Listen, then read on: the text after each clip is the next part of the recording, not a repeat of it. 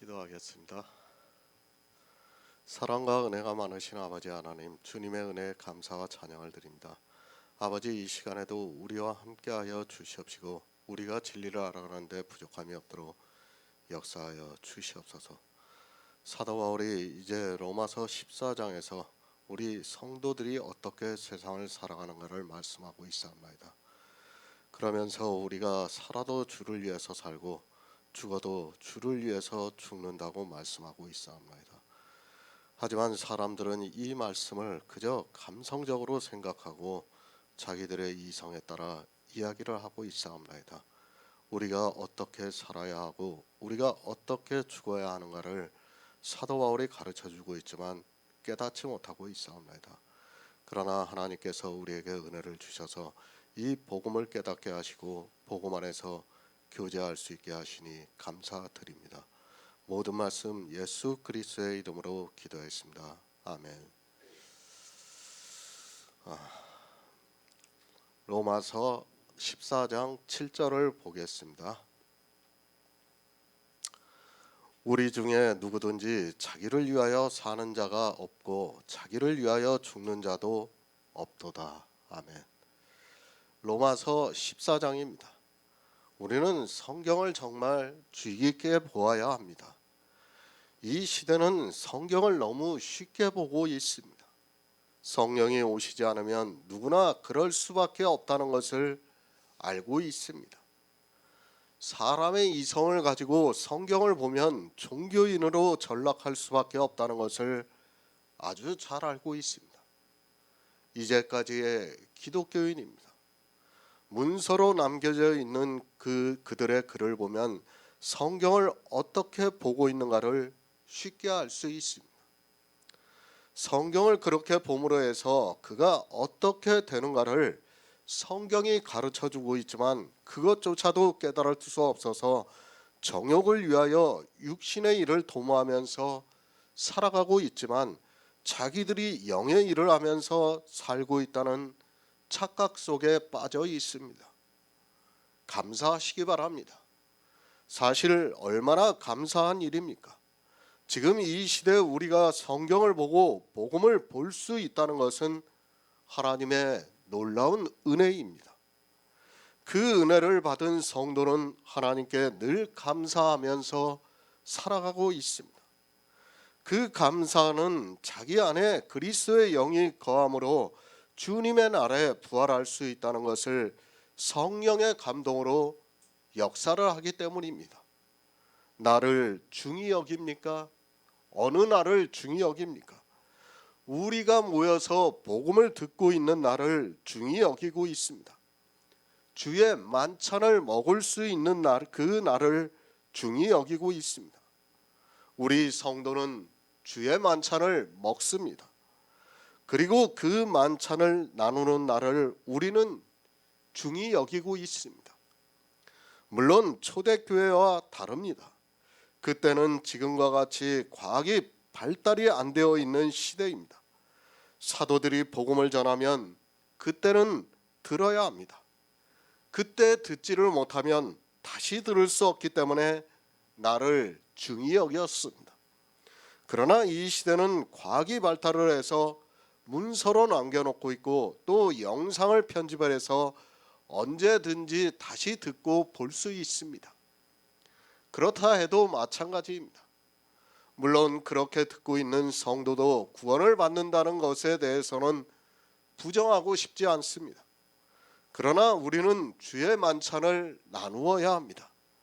실제 우리 모임에 와서 듣고 있는 성도들과 그렇지 않은 사람은 차이가 있다는 것을 많이 느끼고 있습니다. 우리는 주의 만찬을 나누는 날을 중히 여기고 그 날에 모여서 복음을 들어야 합니다. 나를 중히 여기시기 바랍니다. 주일을 중히 여기라는 말씀이 아닙니다. 주일 역시 안식일과 같은 날이기 때문에 그것을 중히 여기는 것은 율법을 지키는 일이고 그것은 정욕을 위하여 육신의 일을 도모하는 일이기 때문에 도리어 예수 그리스도의 구속의 은혜를 거절하는 행위가 된다는 것을 이제 우리 성도들은 잘 알고 있습니다. 우리가 모이는 날입니다. 복음이 전파가 되는 날을 말씀을 하고 있습니다. 그렇게 나를 중히 여기는 자도 주를 위하여 중히 여기고 있다고 말씀을 하고 있습니다. 그러니까 주님이 이루신 구속의 일이 이루어짐으로 해서 내가 구원을 받고 있다는 것을 말씀을 하고 있습니다. 먹고 있습니다. 누구를 위해서 먹습니까? 주를 위해서 먹습니다. 우리는 모일 때마다 주의 만찬을 먹고 있습니다. 그것을 요한복음에서 살아계신 아버지께서 나를 보내심에 내가 아버지로 인하여 사는 것과 같이 나를 먹는 그 사람도 나를 인하여 살리라.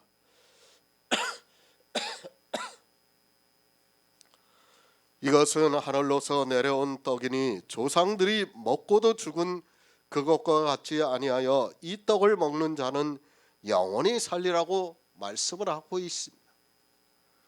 예수 그리스도를 먹고 있습니다. 우리가 유월절을 먹고 있습니다. 왜 먹고 있는가 하면 주를 위해서 먹고 있습니다. 어떻게 주를 위해서 먹고 있는가 하면 우리가 먹음으로 해서 주님이 이 세상에 오셔서 이루신 구속의 일이 내 안에서 역사를 하고 있다는 말씀입니다.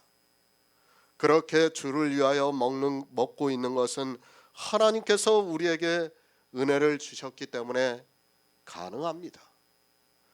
예수 그리스도를 먹고 있습니다. 그것을 아무나 먹을 수 있다고 생각하지 마시기 바랍니다. 그리스도 편지를 통해서 복음을 전하고 있습니다.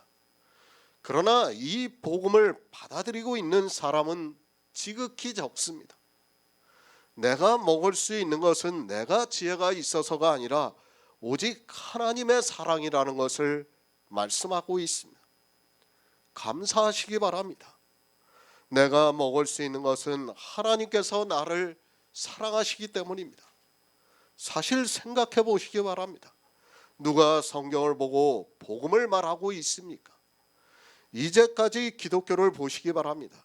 아니 이 시대만 보아도 우리가 얼마나 큰 사랑을 받고 있는가를 알 수 있습니다.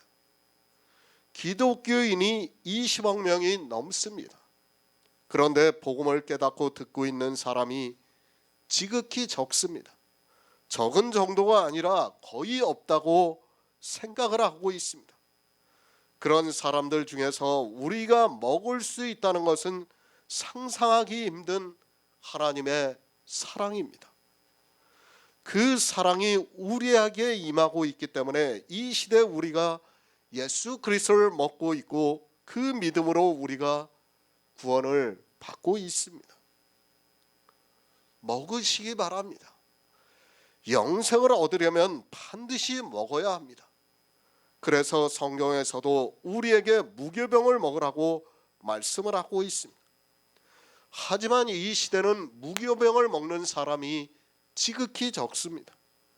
아니 그것을 먹을 수 있는 사람이 없어서 모두가 우상의 집에서 우상의 재물을 먹고 있으면서도 자기가 무엇을 먹고 있는지를 모르고 있습니다. 구원을 받은 성도입니다. 먹는 자도 주를 위해서 먹고 있고 먹지 않는 자도 주를 위해서 먹지 않고 있습니다. 우리는 성경을 잘 이해를 해야 합니다. 하나님께서는 우리에게 구원을 받게 복음을 주시고 이 시대 그것을 듣고 영생의 소망을 바라보면서 살아가고 있습니다. 먹는 자로 살아가고 있습니까? 아니면 먹지 않는 자로 살아가고 있습니까? 지난 시간에 이미 말씀을 드렸지만 이 두 사람은 구원을 받은 우리 성도라는 것을 말씀을 했습니다.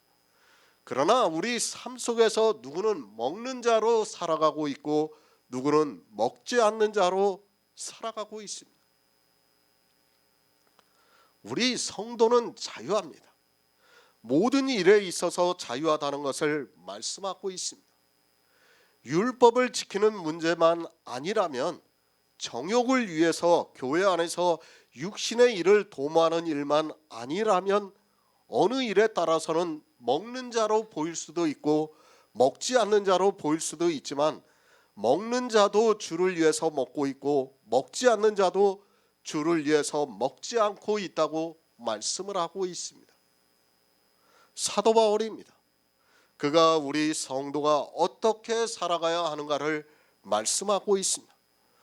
오직 구원을 받아 영생을 얻기 위해서 살아가야 한다는 것을 로마서 14장에서 가르쳐주고 있는 말씀입니다.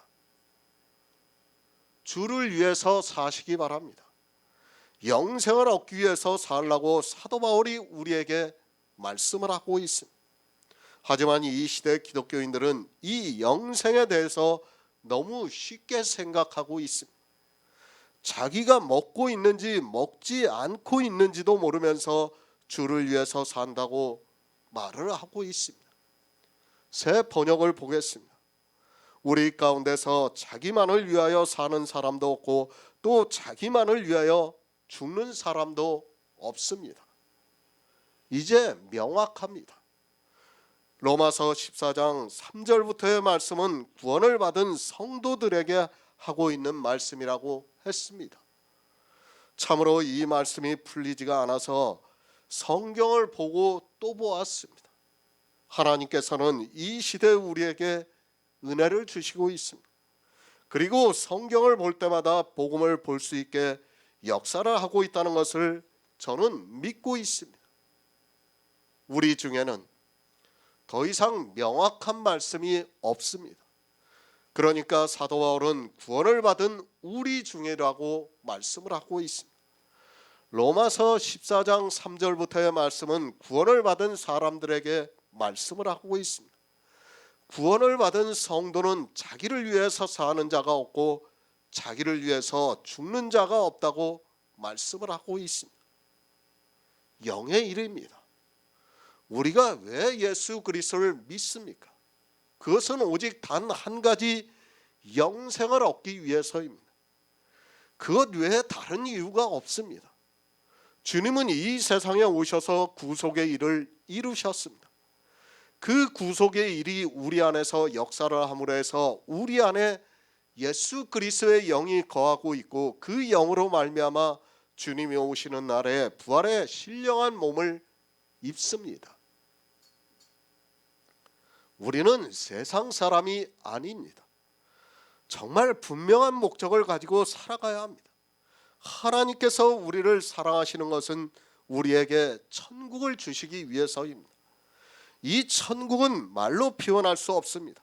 그래서 사도 바울도 내가 가히 사람의 말로 이루지 못한다고 말씀을 하고 있고 사도 요한도 거의 비유로 해서 같더라고 말씀을 하고 있습니다. 신명기 16장 22절을 보겠습니다. 구약성경 288쪽입니다. 신명기 16장 22절입니다. 자기를 위하여 주상을 세우지 말라 내 하나님 여호와께서 미워하시느니라. 아멘. 성경입니다. 우리에게 영생에 대해서 말씀을 하고 있습니다. 우리가 영생을 어떻게 얻을 수 있는가를 말씀을 하고 있습니다. 성경을 본다고 해서 모든 사람이 이것에 대해서 알 수 있는 것이 아니라 반드시 성령이 오셔서 모든 진리 가운데로 인도하심을 받는 성도만이 알 수 있습니다. 기독교인입니다. 그들과 우리 성도가 성경을 보는 것은 전혀 다릅니다. 같은 성경을 보고 있지만 그들이 말하는 것과 우리가 알고 있는 것은 전혀 다릅니다. 이것이 성경입니다. 물론 기독교인들은 그들이 지혜가 있어서 성경을 바로 보고 있다고 말하고 있습니다. 그러나 진리로 인도함을 받고 있는 성도는 그들이 얼마나 잘못 보고 있는가를 알고 있습니다. 정말 이상합니다. 조금만 주의 깊게 보면 성경에서 말씀하는 것을 알 수 있습니다. 그런데도 이 시대는 거의 거꾸로 보면서도 깨닫지를 못하고 있습니다. 자기를 위해서 사는 것이 무엇인지 주님을 위해서 사는 것이 무엇인지를 성경을 보면서도 깨닫지를 못하고 있습니다. 어떻게 생각합니까? 성경을 잘못 보고 있습니다. 교회 안에서 신앙생활을 잘하고 있으면 주님을 위해서 산다고 생각하고 있습니다. 그러니까 세상 사람들은 자기를 위해서 살아가고 있고, 교회 안에서 율법을 지키고 있는 자기들은 주님을 위해서 살아가고 있다고 생각하면서 주를 위해서 살기 위해서 교회 안에서 행위에 더욱 열심을 내고 있습니다. 얼마나 불행한 일입니까? 로마서에서 사도 바울은 우리 중에 자기를 위해서 사는 자가 없다고 말씀을 하고 있는데, 자기를 위해서 사는 것이 무엇인가를 모르고 있습니다. 아니, 로마서 13장까지의 말씀에서 복음을 듣지를 못해서 14장에서 무엇을 말씀하고 있는지조차 모르고 있습니다. 자기를 위해서 사는 자가 없습니다. 그런데 이 시대는 어떻게 하고 있습니까? 모두가 자기를 위해서 살아가고 있습니다. 자기를 위해서 살아가고 있으면서도 왜 자기를 위해서 살아가고 있는가를 모르고 있습니다. 그러면서 로마서 14장을 이야기를 하면서 자기들은 주를 위해서 살고 있다고 말을 하고 있고, 자기들과 다르면 자기를 위해서 살고 있다고 정죄를 하고 있습니다. 나를 위하는 것이 무엇입니까? 그것을 신명기에서 말씀하고 있습니다. 그리고 레위기 26장에서도 자기를 위하는 것이 무엇인가를 말씀하고 있습니다.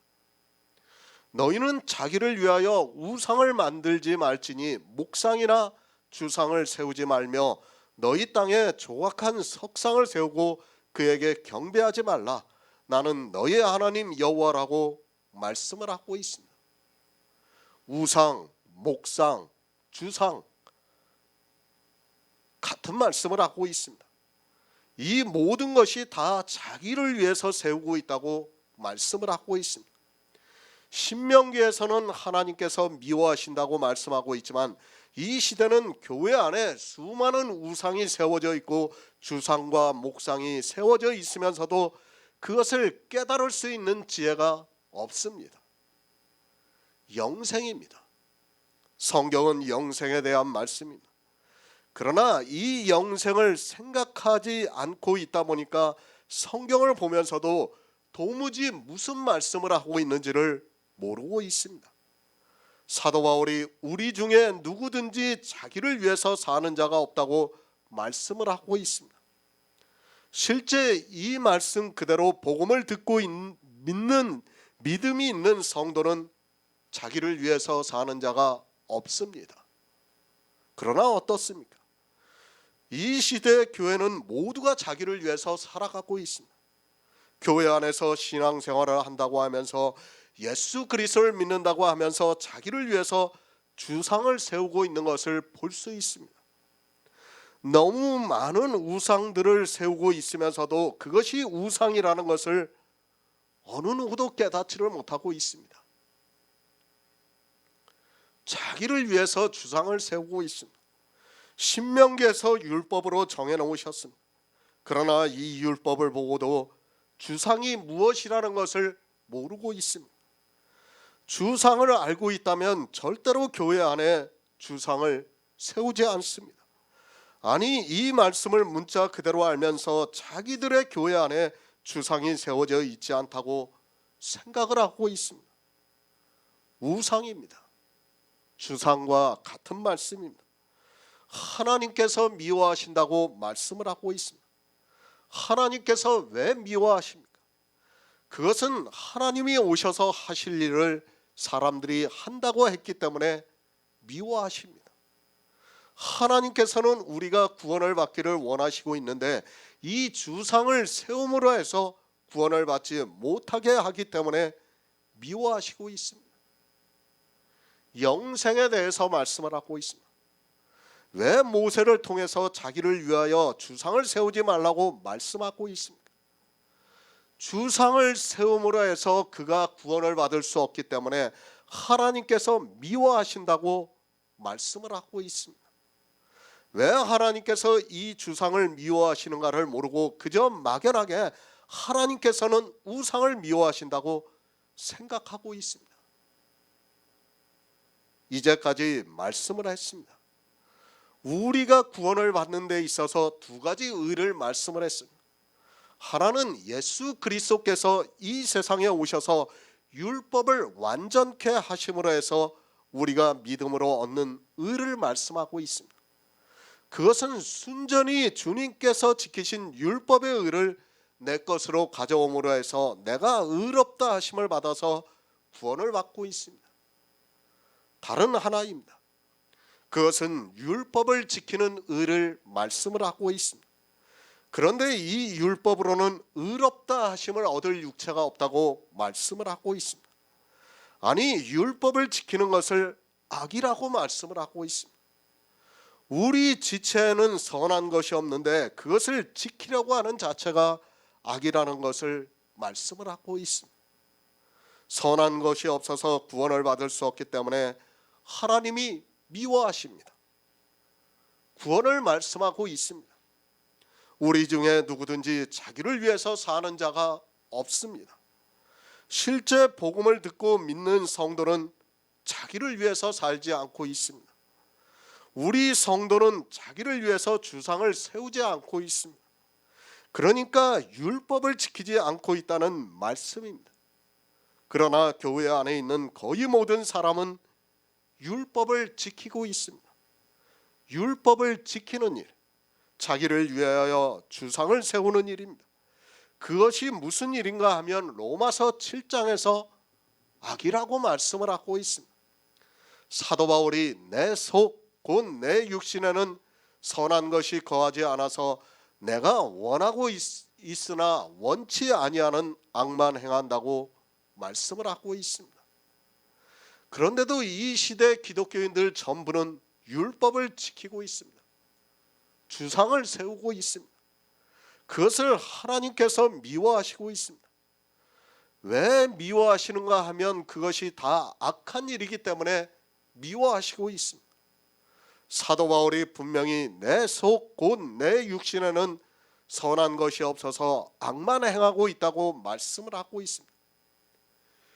육신으로 율법을 지키는 행위가, 그러니까 육신으로 무엇을 하는 행위가 이렇다는 것을 어느 누구도 깨닫지 못하고 하나님께서 미워하시는 일을 하고 있습니다.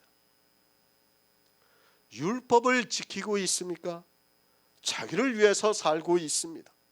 그것을 신명기에서는 자기를 위하여 주상을 세우고 있다고 말씀을 하고 있습니다. 그리고 레위기에서는 우상을 세우고 있다고 말씀을 하고 있습니다. 지금 이 시대 교회 안에 이렇게 하나님이 미워하시는 우상이 만연을 하고 있지만 율법을 지키고 있는 그들이 주를 위해서 살고 있다고 말을 하고 있습니다. 우상입니다. 로마서를 시작하면서 이 우상에 대해서 말씀을 했습니다. 그러나 안타깝게도 이 우상이 무엇인가를 모르고 있습니다. 구원을 방해하는 모든 행위가 우상이 되어서 사람들을 사망으로 끌고 가고 있지만 성령이 오시지가 않아서 깨닫지를 못하고 있습니다. 율법 단 한 가지입니다. 율법이 아니라도 마찬가지입니다. 내가 교회 안에서 하고 있는 단 한 가지의 행위가 우상이 되고 있습니다. 그 우상을 보고 사람들은 자기도 그렇게 되고 싶어 합니다. 그렇게 우상에게 모두가 빠져 있지만 깨달을 수 있는 지혜가 없어서 우상을 세우는 일에 열심을 내고 있습니다. 누가복음 12장 21절을 보겠습니다. 신약성경 115쪽입니다. 누가복음 12장 21절입니다. 자기를 위하여 재물을 쌓아두고 하나님께 대하여 부여치 못한 자가 이와 같으니라. 아멘. 성도입니다. 자기를 위하여 사는 자가 없다고 말씀을 하고 있습니다. 사도 바울은 분명하게 말씀을 하고 있습니다. 우리 중에 누구든지 자기를 위하여 사는 자가 없다고 말씀을 하고 있습니다. 만약에 자기를 위해서 사는 자가 있다면 그는 성도라고 말할 수 없습니다. 자기를 위해서 살지 마시기 바랍니다. 예수 그리스도를 믿는다고 하면서 자기를 위해서 사는 자가 있다면 그는 어리석은 사람이며 예수 그리스도를 믿는 사람이라고 말할 수 없습니다.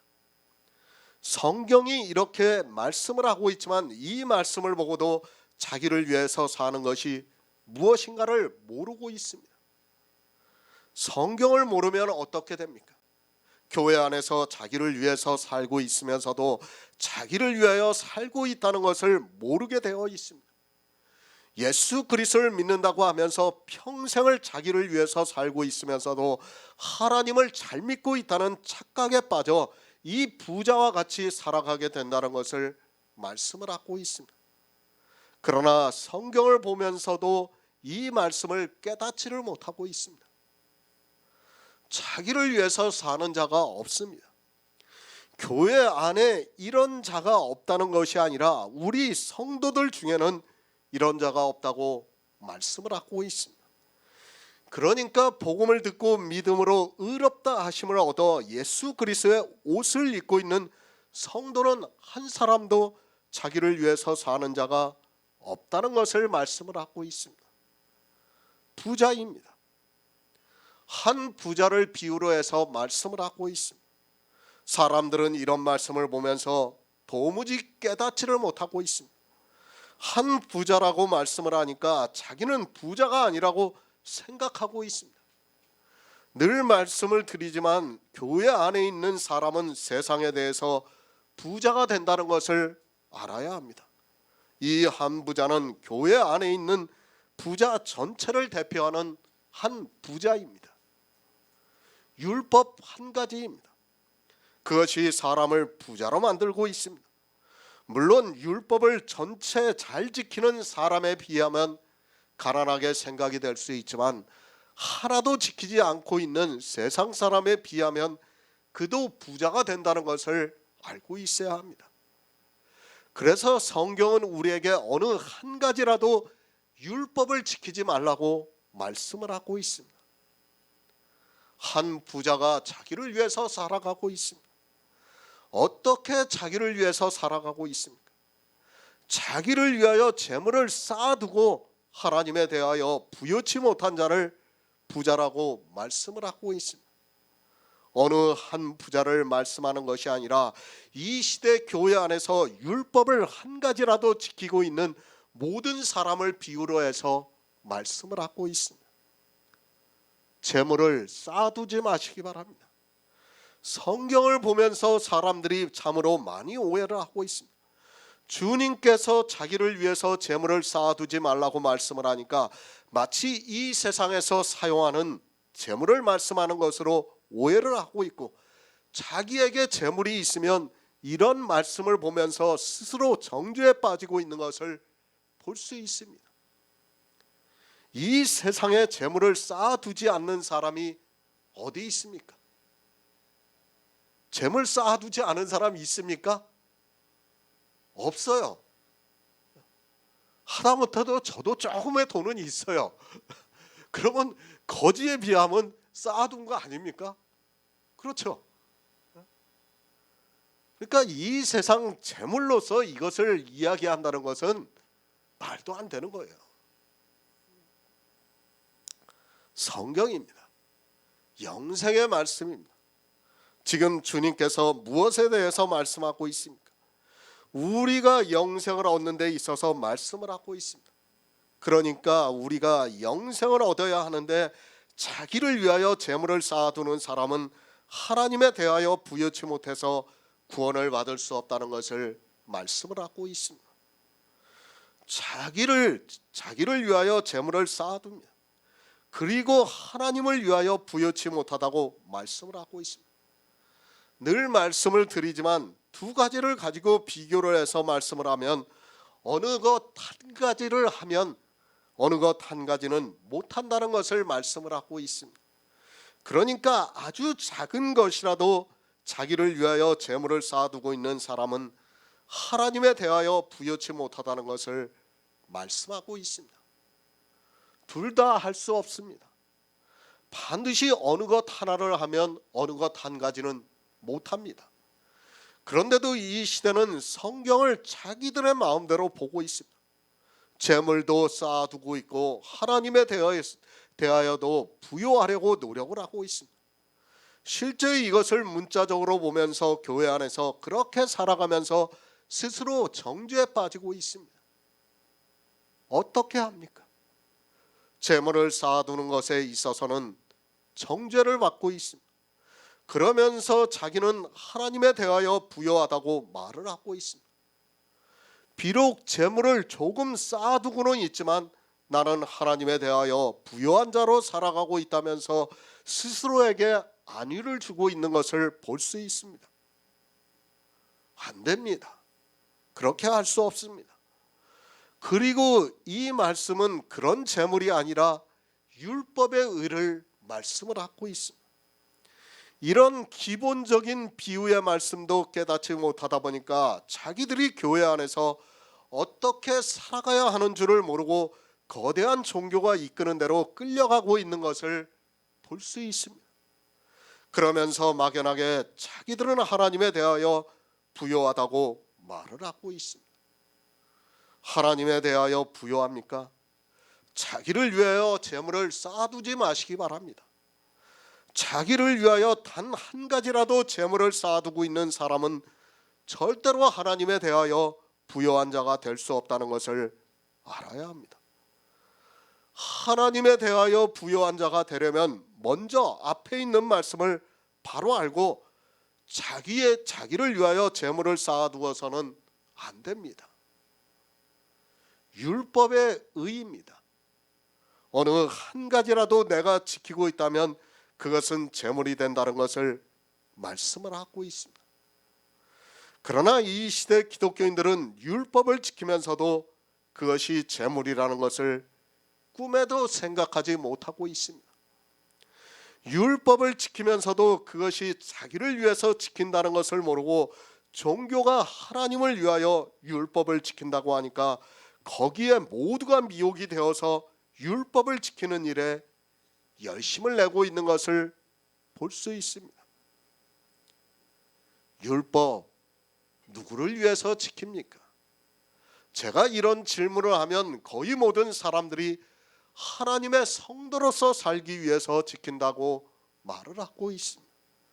그리고 자기들이 지키고 있는 율법을 보면서 하나님을 위하여 살아가고 있다고 생각하고 있습니다. 율법을 지키면서도 그것이 자기를 위하여 지키고 있는지 하나님을 위하여 지키고 있는지도 모르고 막연하게 다수가 지키니까 열심을 내고 있습니다. 악한 일입니다. 사도 바울이 로마서 7장에서 죄라고 말씀하고 있습니다. 그것도 그냥 도덕적인 죄가 아니라 구원을 받지 못하는 죄라고 이미 말씀을 드렸습니다. 구원을 받지 못하는 죄면 그것이 누구를 위하여 지키고 있는가를 아주 쉽게 알 수 있습니다. 그러나 율법을 지키고 있는 사람들은 그것이 구원을 받지 못하는 죄라는 것을 생각하지도 못하고 있습니다. 하나님을 위하여 지킵니까? 그것은 사람의 생각입니다. 성경은 절대로 그렇게 말씀하고 있지 않습니다. 성경을 보는 사람들이 막연하게 그럴 것이다 라는 생각에서 그렇게 말을 하고 있고, 사람들은 자기들의 이성으로 생각해서 그것이 맞기 때문에 받아들이고 있습니다. 율법 자기를 위하여 지키고 있습니다. 율법을 지키는 일이 악이라는 것을 알면, 그것이 구원을 받지 못하는 죄라는 것을 알면 절대로 지키지 않습니다. 성경은 그것을 분명하게 말씀하고 있습니다. 그러나 율법에 대해서 기초가 되어 있지 않다 보니까 교회 안에 있는 사람들은 자기를 위하여 율법을 지키고 있습니다. 그 율법을 지키는 행위를 보면서 천국의 백성이 되었다고 하면서 부자가 되어가고 있습니다. 율법을 지키고 있습니까?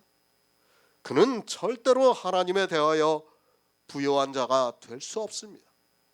주님께서도 율법을 지키는 부자를 비유로 해서 이렇게 율법을 지키면서 자기를 위하여 재물을 쌓아두는 자는 하나님에 대하여 부요할 수 없다고 말씀하고 있습니다.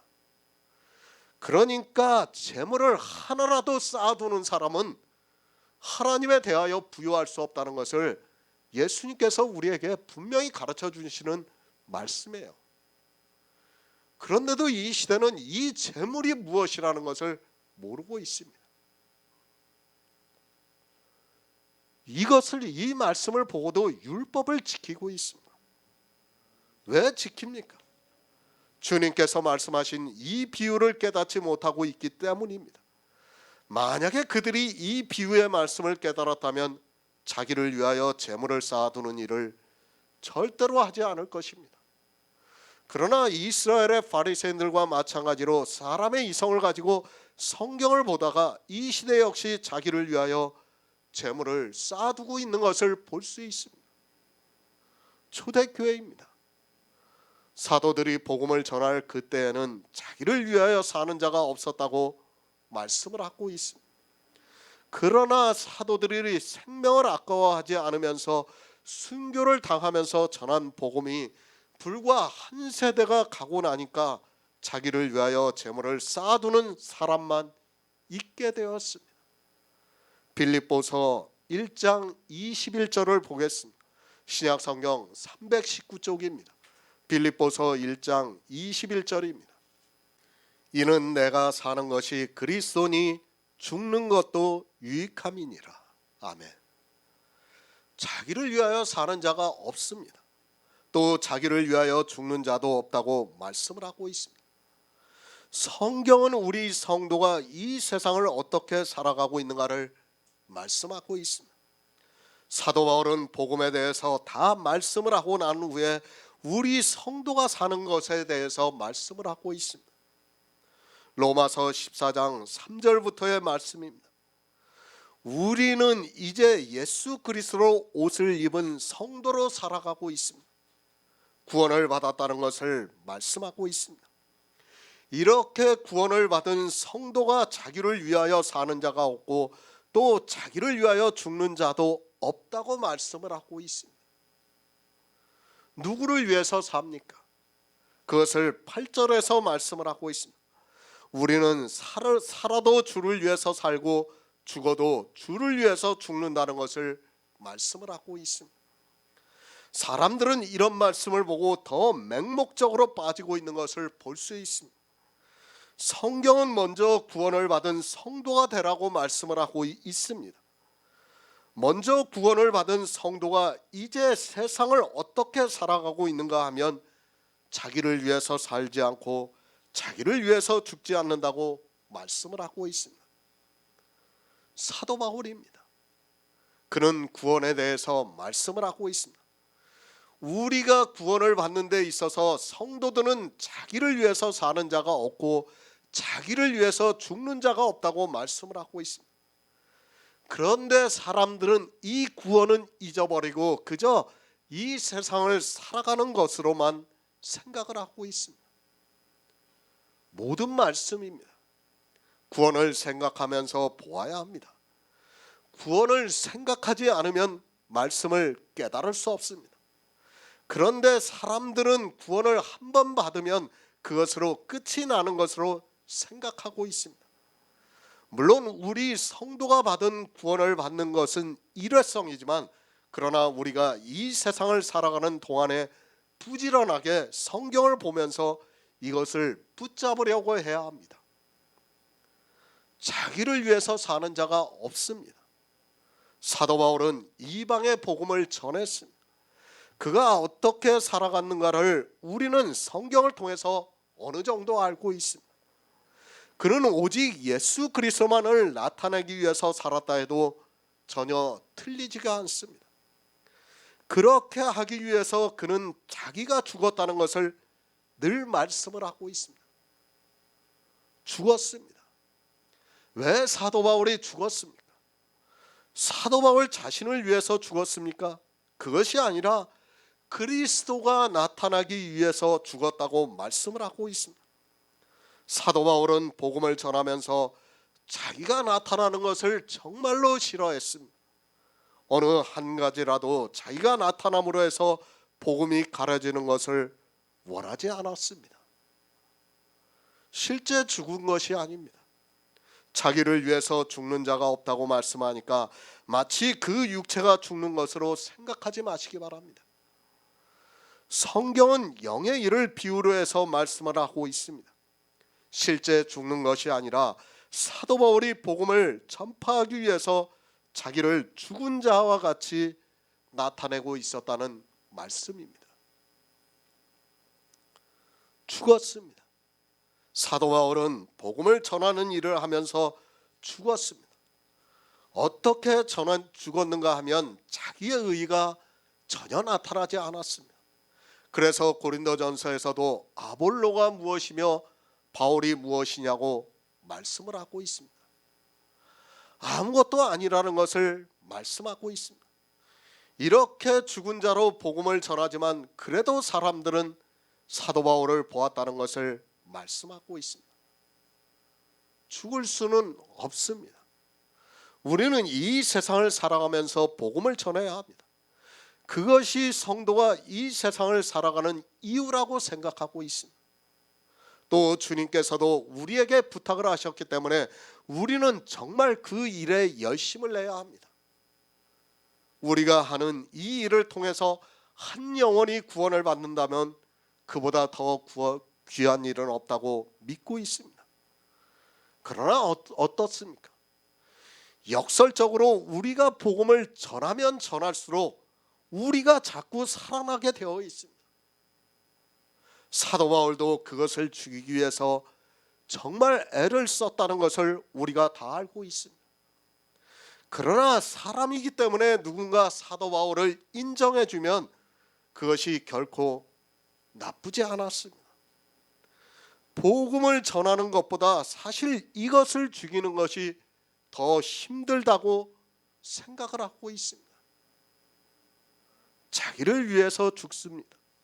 왜 죽습니까? 내가 복음을 전하고 나서 버림을 받을 수 있기 때문에, 물론 그런 일은 없지만 아무튼 성경이 그렇게 말씀을 하니까 우리는 늘 이것을 생각하고 있습니다. 내가 버림을 받지 않을지라도 나에게 복음을 듣는 그 사람이 나를 보다가 버림을 받을 수 있기 때문에 우리 성도는 죽는다고 말씀을 하고 있습니다. 그렇죠.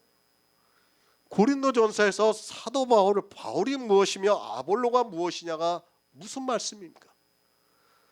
당시 고린도 교회 안에 사람들에게 바울이라는, 아볼로라는 우상이 세워졌다는 거예요. 바울이 그것을, 자기 자신을 죽이지 못하면 어떻게 됩니까? 우상이 돼요. 내가 복음을 전했지만 어떻게 됩니까? 다 죽어버려요, 그 사람들은. 지금 그 말씀을 하는 겁니다. 나를 위해서 죽어야 돼요. 주를 위해서 죽어야 된다는 것을 말씀을 하고 있습니다. 나를 위해서 죽습니까? 그것이 아니라 내가 복음을 전했기 때문에 이 복음이 역사를 하게 하기 위해서 내가 죽습니다. 우리 성도는 그렇게 죽습니다. 그러나 이렇게 죽은 것이 나를 위하여 죽는 것이 아니라는 말씀입니다. 성도는 이렇게 살아가고 있습니다. 나를 위해서 죽지 않습니다. 누구를 위해서 죽습니까? 내가 복음을 전하면 그 듣는 사람을 위해서 죽고 있다고 말씀을 하고 있습니다. 왜 그렇게 하고 있는가 하면 내가 죽지 않으면 그리스도께서 나타나지 않기 때문에 그렇게 자기를 죽이고 있습니다. 성도가 죽습니다. 그것이 나만을 위해서 죽습니까? 성도가 이 세상에서 죽은 자와 같이 살아가고 있습니다. 왜 그렇게 살아가고 있는가 하면 그렇게 함으로 해서 예수 그리스도의 복음이 전파가 되기 때문입니다. 그런데 이 시대는 로마서의 말씀을 전혀 깨닫지를 못하고 있습니다. 우리는 죽은 자로 이 세상을 살아가고 있습니다. 이 세상 어느 누구도 자기가 한 일에 대해서 죽으려 하지 않지만 우리는 천하보다 더 귀한 한 영혼을 살리기 위해서 그런 일을 했다 해도 죽은 자로 살아가고 있습니다. 그것은 나에게 복음을 듣고 있는 그 사람을 위해서 죽고 있다는 것을 말씀을 하고 있습니다. 죽으시기 바랍니다. 이 세상을 살면서 아무리 큰 일을 했다 해도 죽어야 합니다. 그것이 죽지 않으면 예수 그리스도의 복음이 전파가 될 수 없습니다. 이 시대 기독교가 왜 다른 복음에 빠져 있는가 하면 자기들이 죽어야 하는 이유를 모르고 있기 때문입니다. 고린도후서 6장 9절을 보겠습니다. 신약 성경 292쪽입니다. 고린도후서 6장 9절입니다. 유명한 자 같으나 무명한 자 같으나 유명한 자여, 죽은 자 같으나 보라 우리가 살고, 징계를 받은 자 같으나 죽임을 당하지 아니하고. 아멘. 성도입니다. 우리 성도를 세상이 받아들인다고 생각하지 마시기 바랍니다. 제가 복음을 전하면 사람들이 오해를 합니다. 진리를 처음 접하고 나면 마치 하나님께서 자기 안에서 역사하는 것으로 생각을 하고 도리어 살려고 하는 사람들이 많이 있습니다. 죽은 자 같습니다. 우리 성도는 교회 안에 있는 사람들이 볼 때, 그리고 세상 사람들이 볼 때 죽은 자와 같다는 것을 늘 기억하고 있어야 합니다. 아니, 죽은 자가 되어야 우리가 복음을 전하고 있는 사람이라는 것을 성경에서 말씀하고 있습니다. 성도는 이렇게 살아가고 있습니다. 속이는 자 같으나 참됩니다. 무명한 자 같으나 유명한 자요, 죽은 자 같으나 보라 우리가 살고, 징계를 받은 자 같으나 죽임을 당하지 아니하고, 근심하는 자 같으나 항상 기뻐하고, 가난한 자 같으나 많은 사람을 부유하게 하고, 아무것도 없는 자 같으나 모든 것을 가진 자라고 말씀을 하고 있습니다. 앞에서 말씀하는 것은 뭐예요? 사람들이 우리를 볼 때 그렇게 보인다는 거예요. 그리고 뒤에 말씀은 뭐예요? 믿음으로 우리가 그렇게 되었다는 거예요. 교회 안에 있는 사람들에게는 이렇게 보입니다. 속이는 자 같습니다. 무명한 사람입니다. 죽은 자입니다. 징계를 받은 자입니다. 근심하는 자입니다. 아무것도 없는 자입니다. 성도가 이렇게 보인다는 것을 늘 생각하고 있어야 합니다. 그러나 이 시대 교회 안에 있는 사람들은 거꾸로 살아가고 있는 것을 볼 수 있습니다. 사람의 이성으로는 불가능합니다. 그러나 성령이 오시면 나를 이렇게 인도를 하시고 있습니다. 누가 우리가 전하는 복음을 들을 수 있습니까? 이 시대에 우리가 복음을 전하지만 이 말씀을 듣는 거의 모든 사람이 우리를 속이는 자로 생각하고 있습니다. 복음이 있다는 것이 그렇다는 것을 알아가야 합니다. 다수가 다들 율법을 지키라고 하면 율법을 지키지 말라고 하는 우리가 속이는 자가 됩니다. 우리는 무명한 자입니다. 우리 중에 누가 유명한 사람이 있습니까? 사람들이 성경을 보면서 오해를 하고 있습니다. 사도들이 복음을 전하면서 여러 가지 기적이 나타나고 하는 역사가 있으니까 꽤나 유명했던 것으로 생각하고 있습니다. 물론 복음이 처음 전파가 되었을 때는 그럴 수 있으나 그 후에 사람들은 유명한 사람이 없었다는 것을 알아야 합니다. 유명한 신학자입니다. 그들이 쓴 글을 보시기 바랍니다. 복음이 전파가 되었다고 생각하지 마시기 바랍니다. 사도들이 죽은 이후에는 이미 복음이 사라졌습니다. 그 후에 세상적으로 유명한 사람들이 나와서 그들의 글이 내려오고 있지만 그들은 복음을 알지 못했던 것으로 보이고 있습니다. 교회사를 보면 맨 앞에 누가 있는지 아세요? 변증가들이 나와요. 뭐 폴리갑이라든지 뭐 여러 사람들이 나와요. 변증가들이. 이 사람들이 누구냐면 100년부터 300년 사이에 있었던 사람들을 이야기하는 거예요. 그런데 그 사람들을 보면 솔직히 말해서 성도라고 볼 수 있는 사람이 거의 없다는 것을 여러분이 알고 있어야 합니다. 그게 바로 교회사예요. 신학교에서 배우고 있는 교회사라는 것을 여러분이 알고 있어야 합니다. 성도는 죽은 자입니다. 왜 죽고 있는가 하면 예수 그리스도의 복음이 나타나야 하기 때문입니다. 세상은 어떤 일을 하면 자기를 나타냅니다. 그러나 우리는 생명에 관한 일이기 때문에 우리가 나타나면 안 됩니다. 오직 예수 그리스도의 복음이 전파가 되어서 역사를 함으로 해서 그가 구원을 받을 수 있기 때문에 죽은 자로 살면서 복음을 전하고 있습니다. 자기를 위하여 죽는 자가 없습니다. 누구를 위해서 죽습니까?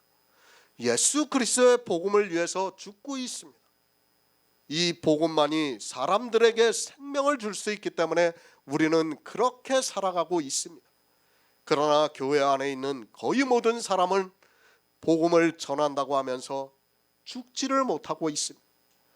아니, 어떻게 하든지 자기가 살아있다는 것을 나타내려고 하고 있습니다.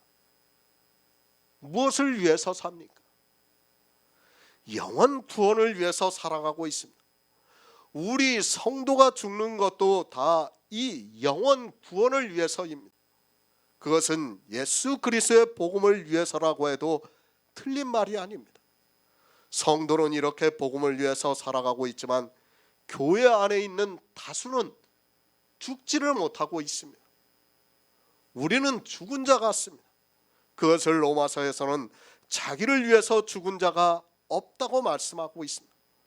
성도는 이 세상에서 이렇게 살아가고 있기 때문에 주님께서 다시 오시는 날에 우리가 영원한 생명으로 부활을 할 수 있습니다. 그리고 하나님께서는 우리에게 천국을 선물로 주시고 있습니다. 그러나 안타깝게도 교회 안에는 죽은 자가 거의 없습니다. 로마서 14장 8절을 보겠습니다. 신약성경 258쪽입니다. 로마서 14장 8절입니다. 우리가 살아도 주를 위하여 살고 죽어도 주를 위하여 죽나니 그러므로 사나 죽으나 우리가 주의 것이로다. 아멘. 새 번역을 보겠습니다. 우리가 살아도 주님을 위해서 살고 죽어도 주님을 위하여 죽습니다. 그러므로 우리는 살든지 죽든지 주님의 것입니다. 우리입니다. 지금 누구를 말씀하고 있습니까? 로마서 14장은 구원을 받은 우리 성도를 말씀하고 있습니다. 구원을 받은 우리 성도가 어떻게 세상을 살아가고 있는가를 말씀을 하고 있습니다. 우리는 정말 이 복음을 위해서 살아가고 있고 주님께서 부탁하신 일을 하면서 살아가고 있습니다. 하나님이 원하시는 것입니다. 그것은 우리 인생들이 구원을 받는 것을 말씀하고 있습니다. 그 외에 어떤 것으로도 우리에게 원하시는 것이 없다는 것을 알아야 합니다. 우리 성도가 먼저 구원을 받습니다. 그리고 구원을 받은 성도가 세상에서 복음을 전하면서 살아가고 있습니다. 사실 이 구원은 오직 하나님께서 우리를 사랑하시는 역사입니다. 그런데 어떻습니까? 이 구원이 내세의 일입니다. 그리고 내세는 우리 인생의 언어로 설명이 안 되고 있습니다.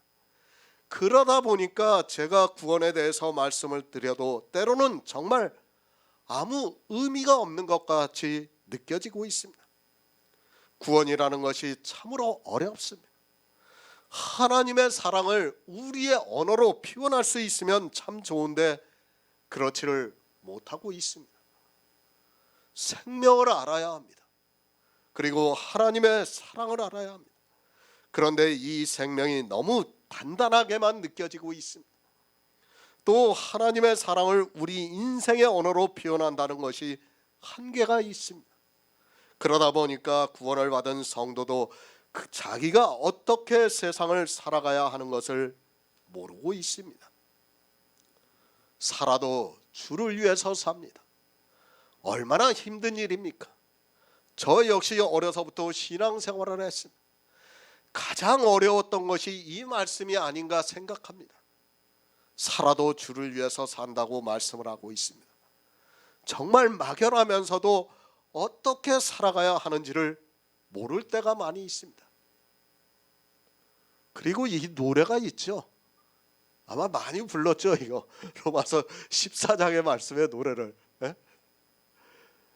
저도 정말 이 노래를 부르면서 감동을 받고 그랬어요. 정말 마음속으로 정말 어떻게 하면 주를 위해서 살 수 있을까 그 생각을 많이 했어요. 성경의 문자를 아는 것이 그래요. 왜 그렇게 합니까? 그때는 복음을 몰랐기 때문입니다. 그리고 그때는 구원을 받지 못했기 때문에 이런 말씀들이 내 안에서 걸림이 되고 말았습니다. 그리고 사람들은 이 말씀을 보고 막연하게 생각을 하면서 자기들의 이성에 따라 알고 있는 것으로 주를 위해서 살고 있다고 말을 하고 있습니다. 복음을 모르면 불가능한 일입니다. 누가 주를 위해서 살고 있습니까? 아니, 늘 걸림이 되는 말씀일 수밖에 없습니다. 하나님의 사랑을 모르고 이 말씀을 안다는 것은 거의 불가능하다고 생각을 하고 있습니다.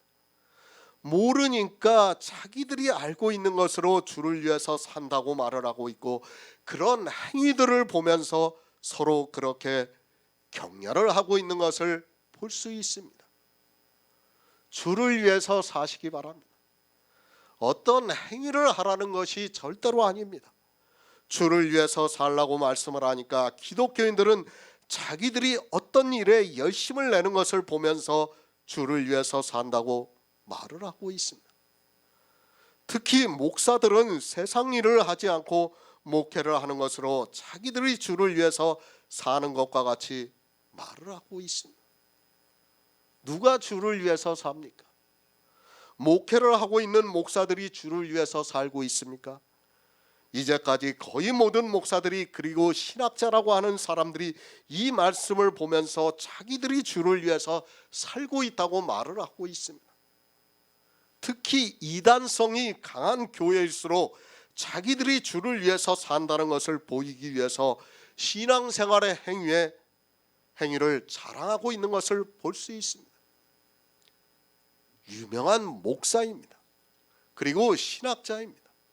그들의 예화를 이야기하면서 주를 위해서 평생을 살다가 주님에게로 갔다는 말을 하고 있습니다.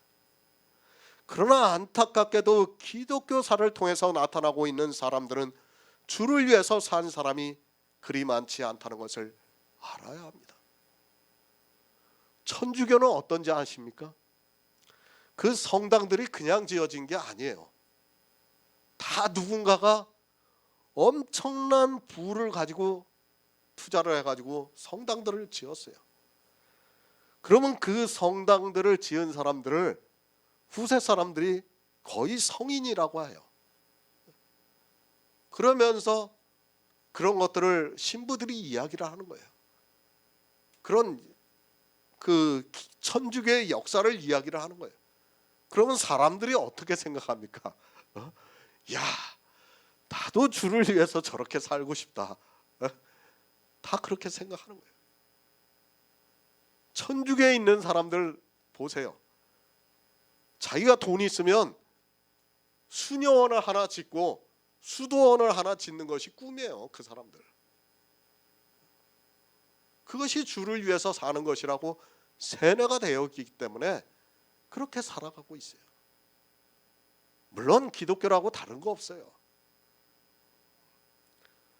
누가 주를 위해서 살았습니까? 어거스틴이 주를 위해서 살았습니까? 칼뱅이 그리고 웨슬레가 주를 위해서 살았습니까? 제가 이런 말씀을 하면 기독교에 있는 사람들이 심하게 반발할 것이 분명합니다. 그러나 그들은 주를 위해서 산 사람들이 아닙니다. 주를 위해서 사는 것입니다. 그가 신학자로서 위대한 삶을 산 것이 주를 위해서 산 것입니까? 그가 쓴 글이 후세에 전해지고 있고 그가 쓴 기독교의 교리가 전해지고 있다고 해서 주를 위해서 살았다고 할 수 있습니까? 그런 것으로 주를 위해서 살았다고 말할 수 없습니다. 누구입니까? 먼저 사도 바울이 전한 복음을 깨달아야 합니다. 그리고 예수 그리스도로 옷 입어야 합니다. 그리고 정욕을 위하여 육신의 일을 도모하지 말아야 하는데, 이제까지 교회사를 통해서 나타나고 있는 거의 모든 사람들은 육신의 일을 했습니다. 그들이 어떻게 육신의 일을 했는가 하면 종교인으로서 육신의 일을 하면서 살았습니다. 열왕기상 8장 13절을 보겠습니다. 구약성경 524쪽입니다. 열왕기상 8장 13절입니다. 내가 참으로 주를 위하여 계실전을 건축하여 싸우니 주께서 영원히 거하실 처소로소이다 하고. 아멘. 모든 기독교인들입니다. 그들은 입에 바른 말로 주님을 위해서 산다고 말을 하고 있습니다. 그러면서 자기들이 주를 위해서 살고 있는가를 간증을 하고 있습니다. 거의 모든 사람들이 자기들이 한 행위를 가지고 주를 위해서 산다고 말을 하고 있습니다. 간증을 듣습니다. 지금은 거의 듣지 않고 있지만 예전에는 들었습니다. 그때 목사들이나 유명한 사람들이 나오면 자기들이 어떻게 주를 위해서 살았는가를 이야기를 하고 있습니다. 그것을 듣고 사람들은 자기들도 주를 위해서 살겠다고 하면서 그렇게 살려고 하는 것을 보았습니다. 간증이라는 것이 다 그런 효과를 얻기 위해서 하고 있다고 보는 것이 맞습니다. 성도입니다. 사도 바울은 구원을 받은 우리 성도가 살아도 주를 위해서 살고 죽어도 주를 위해서 죽는다고 말씀을 하고 있습니다. 우리는 이미 주를 위해서 살고 있습니다. 어떻게 주를 위해서 살고 있는가를 열왕기에서 솔로몬을 통해서 말씀을 하고 있습니다. 솔로몬이 성전을 지었습니다. 그리고 이제 제사를 드리고 있습니다. 내가 참으로 주를 위하여 계실전을 건축하였다고 말씀을 하고 있습니다. 하나님께서는 성전에 계신다는 것을 누구나 다 알고 있습니다. 그래서 다윗은 늘 성전을 건축하려는 마음을 가졌고 그것을 솔로몬 왕 때 건축을 했습니다. 보이는 성전입니다. 그것은 이 시대에 보이지 않는 성전을 예표로 보이고 있습니다. 하나님께서는 성전에 계십니다. 그런데 이제는 그 성전이 모두 무너지고 보이지 않는 성전이 우리에게 있습니다. 구약의 이스라엘과 같이 보이는 성전에서 하나님을 믿는 것이 아니라 보이지 않는 성전이 우리 안에 임해서 예수 그리스도를 믿어 구원을 받고 있습니다. 주를 위해서 건축했습니다. 이 성전이 무엇이라는 것을 우리는 다 알고 있습니다. 이 성전은 저의 육체라고 말씀을 하고 있습니다. 예수 그리스도의 육체입니다. 이스라엘은 이렇게 보이는 성전을 건축함으로 해서 예수 그리스도를 믿을 수 있었습니다. 그 성전을 보고 예수 그리스도의 구속의 은혜를 믿었습니다. 물론 아주 지극히 적은 사람만이 성전에서 예수 그리스도를 보았습니다. 성전을 건축했습니다. 예수 그리스도께서 이 세상에 오셔서 하시는 모든 일을 나타내게 했다는 말씀과 같습니다. 예수 그리스도를 믿는다는 것은 늘 말씀드리지만 먼저 예수 그리스도를 아는 것에서부터 출발이 되고 있습니다. 예수 그리스도를 우리가 알아야 믿을 수 있고 그렇게 믿을 때 우리 안에 예수 그리스도의 영이 거하시게 된다고 말씀을 하고 있습니다. 주를 위하여 건축했습니다. 그것을 사도 바울은 내가 살아도 주를 위해서 살고 죽어도 주를 위해서 죽는다고 말씀을 하고 있습니다. 이 시대는 말로는 주를 위해서 산다고 하지만 어떻게 사는 것이 주를 위하여 사는 것인 줄을 모르고 사람의 감성을 자극하는 말을 하고 있습니다. 솔로몬이 성전을 건축했습니다. 만약에 그가 구원을 받지 못했다면 그것은 아무 의미가 없습니다. 솔로몬이 성전을 건축했다는 말씀은 예수 그리스도를 알아 믿었다는 말씀과 같습니다. 성전은 저의 육체이기 때문에 비록 보이는 성전을 건축했을지라도 구약은 그림자이기 때문에 이 말씀을 통해서 솔로몬이 믿음이 있었다는 것을 가르쳐주고 있습니다. 어떻게 사는 것이 주를 위해서 사는 것입니까? 이 세상에서 보이는 것으로 무엇을 하는 것이 주를 위해서 사는 것입니까? 보이는 교회를 건축을 하고 그 안에서 주일마다 예배를 드리고 하는 것이 주를 위해서 사는 것입니까? 그것은 이미 구약을 지나오면서 다 그림자로 남아있다는 것을 알아야 합니다. 우리가 성전을 건축해야 합니까? 솔로몬과 같이 성전을 건축해야 주를 위해서 사는 것입니까? 분명히 맞습니다. 그러나 이제는 솔로몬과 같이 보이는 성전을 건축하는 것이 아니라, 주를 위해서 사는 것이 아니라 내 안에 성전이 지어져야 주를 위하여 사는 것이라고 말씀을 하고 있습니다. 성전을 건축해야 합니다. 구약의 솔로몬은 보이는 성전을 건축했습니다. 그러나 우리는 보이는 성전을 건축하는 것이 아닙니다. 이스라엘은 우리에게 그림자이기 때문에 보이는 성전을 건축했습니다. 그것은 분명히 주를 위하여 하는 일이라고 말씀을 하고 있습니다. 그러나 이 시대를 살아가고 있는 우리는 그림자를 따라가서는 안 됩니다. 주를 위해서 사시기 바랍니다. 그것은 분명히 성전을 건축하는 일입니다. 제가 여러분에게 보이는 성전을 건축하려고 하는 것이 아니라, 구약에 있는 말씀을 바로 알고 어떻게 성전을 건축해야 하는가를 알라고 말씀을 하고 있습니다. 그러나 이 시대는 구약의 문자를 보고 주를 위하여 산다고 하는 그들이 성전은 건축하지 않고 행위에 열심을 내고 있는 것을 볼 수 있습니다.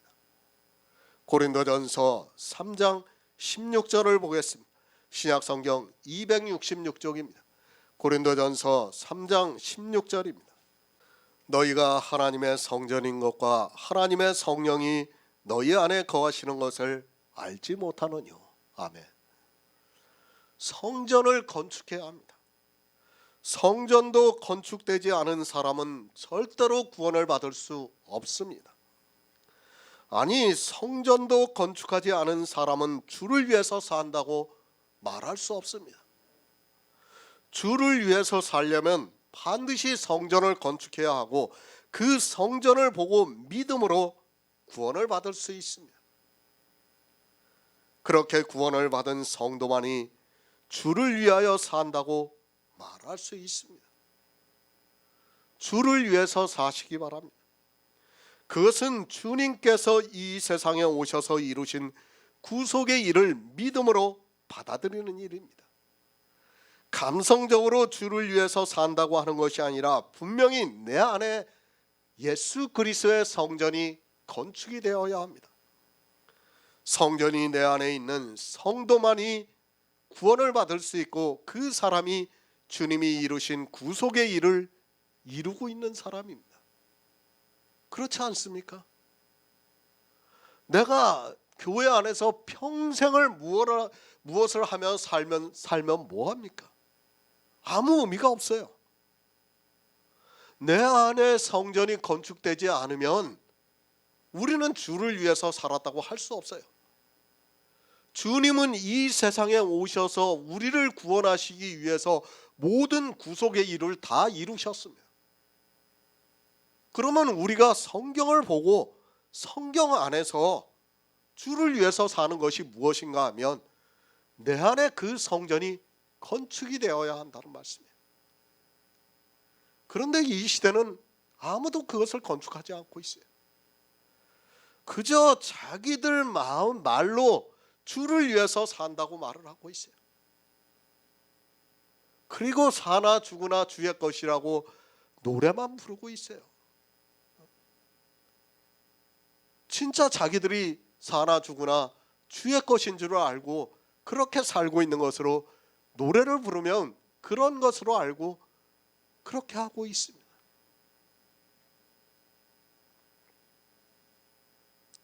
성도는 어떻게 삽니까? 성도는 성전을 건축하고 있습니다. 그러나 가라지는 성전이 저의 육체라고는 말씀하고 있지만 성전에 대해서 전혀 모르고 있습니다. 이 시대에 누가 성전을 건축했습니까? 성전에 대해서 알아야 성전을 건축할 수 있는데, 성전을 알고 있는 사람이 거의 없습니다. 겨우 어디까지 합니까? 번제단 정도 아는 정도예요. 뒤에 물두멍도 있고 그 다음에 떡상도 있고 촛대도 있고 분향단도 있고 속죄소도 있고 휘장도 있고 성막도 있고 한데 하나도 몰라요. 하나도 몰라.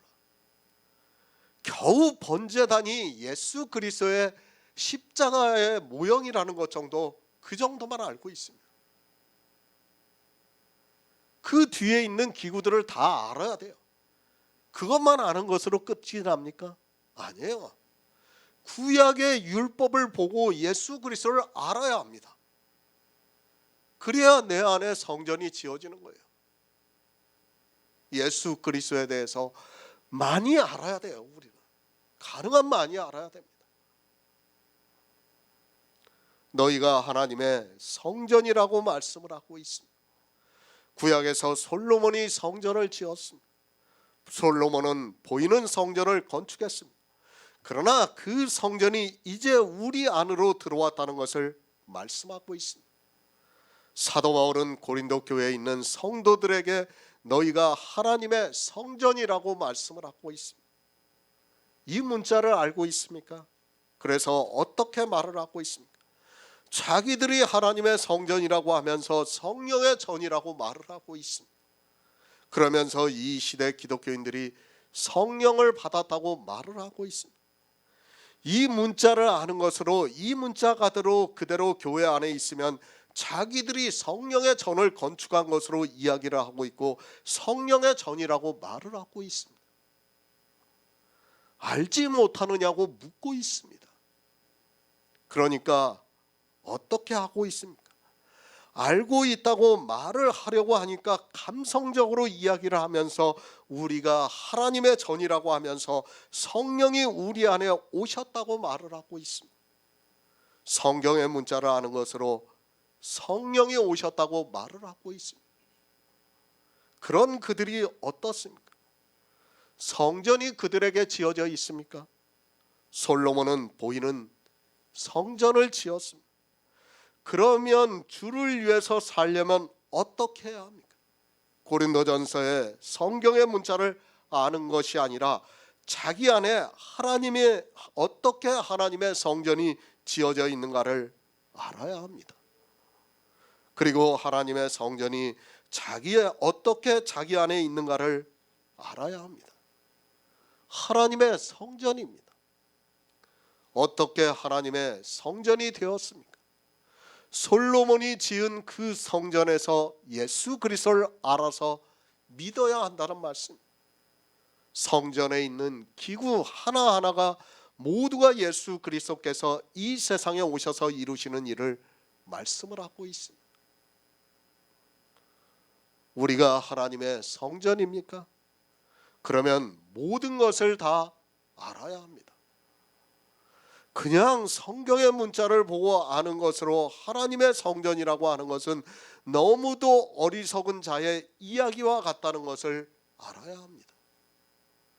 영생은 그런 막연함이 아니라 진리로 인도함을 받아야 한다는 것을 말씀을 하고 있습니다. 출애굽기입니다. 성막에 대해서 자세하게 말씀을 하고 있습니다. 그리스도 편지에서 성막에 대해서 거의 모든 것을 말씀을 했습니다.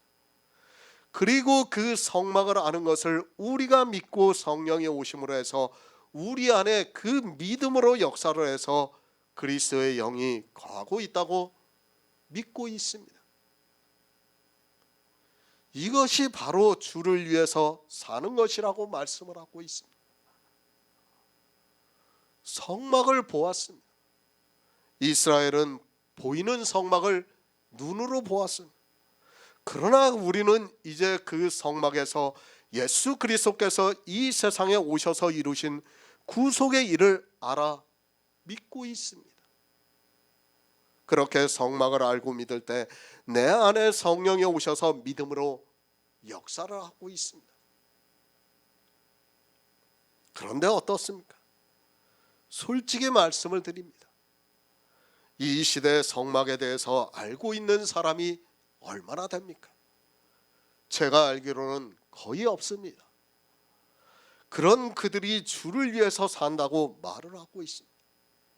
성막에 대해서 알지도 못하는 그들이, 성전을 짓지도 못하고 있는 그들이 주를 위해서 산다고 말을 하고 있습니다. 누가 주를 위해서 살고 있습니까? 성막도 모르는 그들은 주를 위해서 산다고 말할 수 없습니다. 성경에서 성막을 보고도 그것이 무엇인가를 모르고 있는 사람은 주를 위해서 사는 자가 아니라 자기를 위해서 사는 자라는 것을 알아야 합니다. 이런 기초가 안 되어 있는 사람은 성전을 건축할 수 없고, 그런 사람은 성령이 오실 수 없다는 것을 알고 있어야 합니다. 영생이에요. 아는 것에서 출발이 돼요. 정말 이 아는 것은 끊임없이 우리가 알아야 돼요. 정말 모르고 영생을 받는다는 것은 어리석은 얘기예요.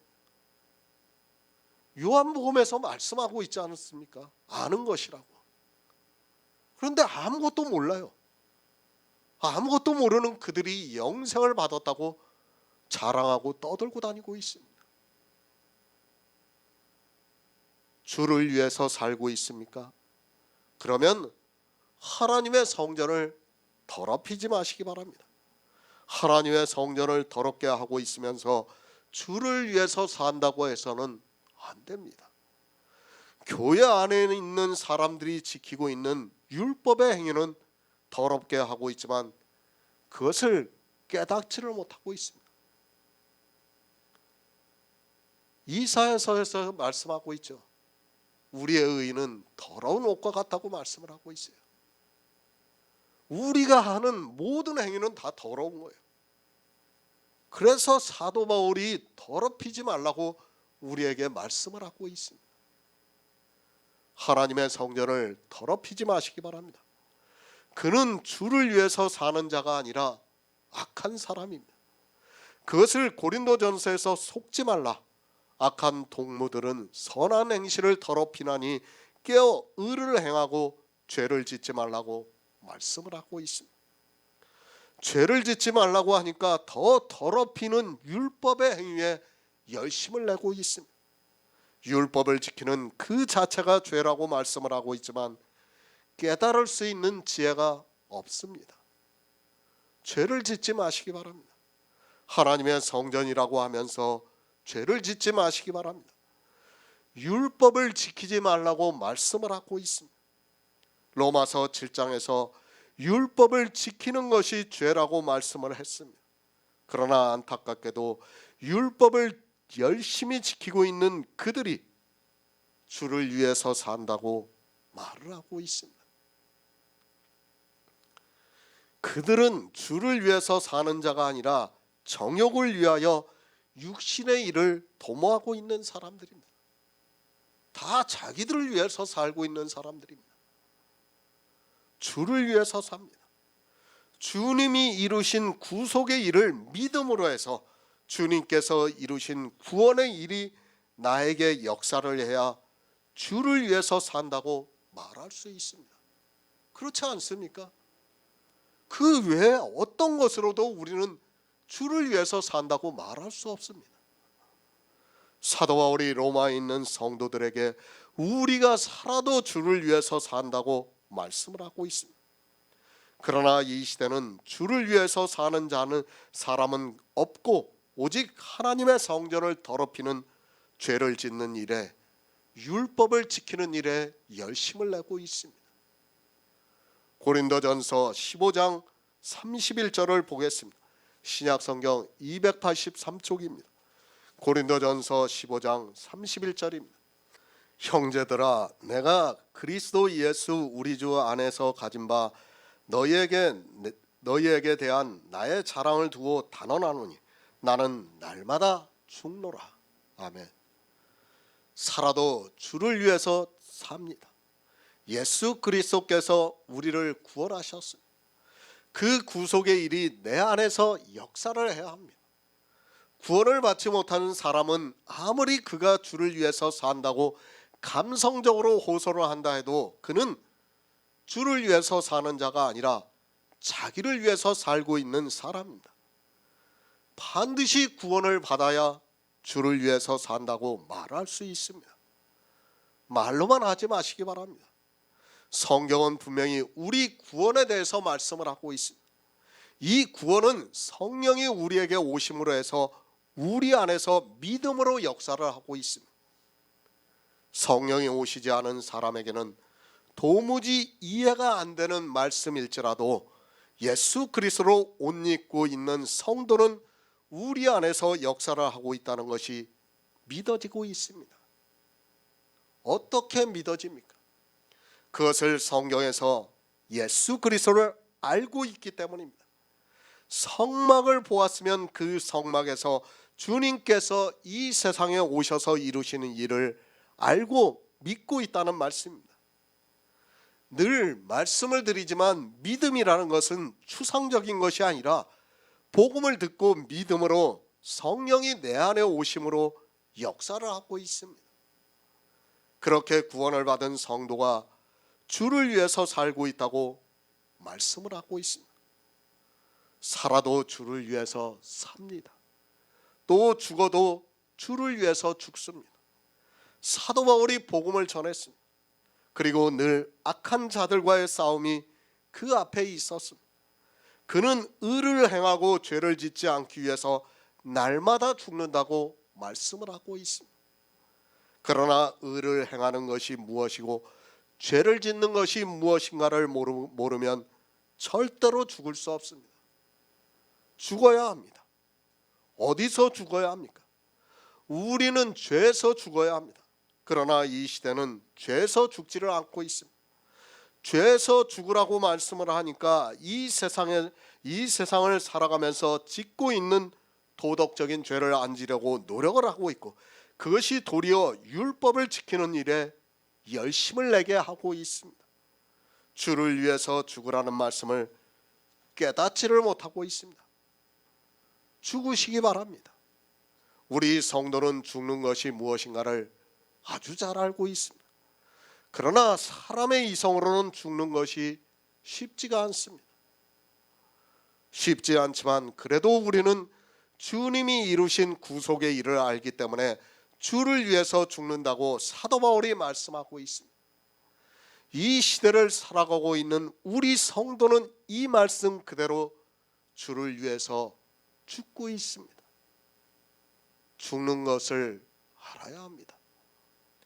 어떻게 하는 것이 죽는가를 알아야 죽을 수 있습니다.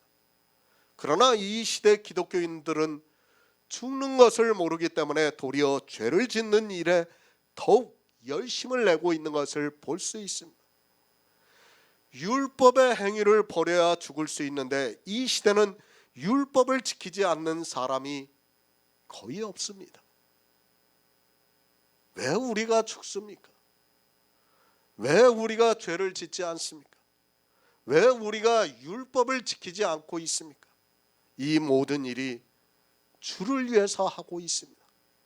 주님이 이 세상에 오셔서 이루신 구속의 일이 내 안에 역사를 함으로 해서 구원을 받는다는 것을 알고 있기 때문에 우리는 그렇게 하고 있습니다.